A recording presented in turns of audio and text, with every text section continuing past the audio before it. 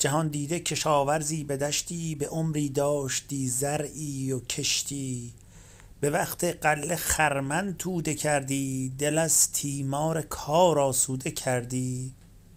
ستمها می کشید از باد و از خاک، که تا از کاه می شد گندمش پاک. جفا از آب و گل می دید بسیار، که تا یک روز می انباشت انبار.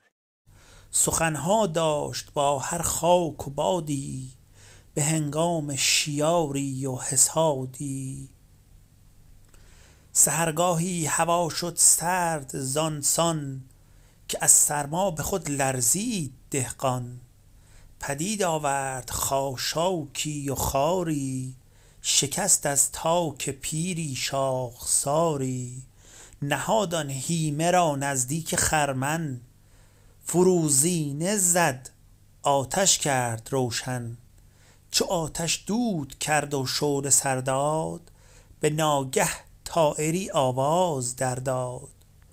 که ای برداشته سود از یکی شست، در این خرمن مرا هم حاصلی هست. نشاید کآتش اینجا برفروزی، مبادا خانمانی را بسوزی.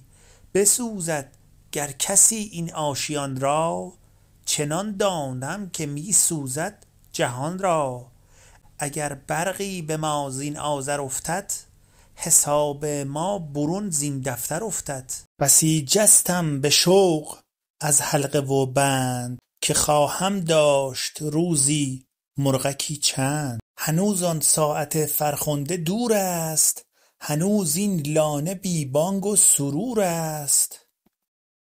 تو را زین شاخ آن کو داد باری، مرا آموخت شوق انتظاری. به هر گامی که پویی کامجویی است، نهفته هر دلی را آرزویی است. توانی بخش جان ناتوان را، که بیم ناتوانی هاست جان را.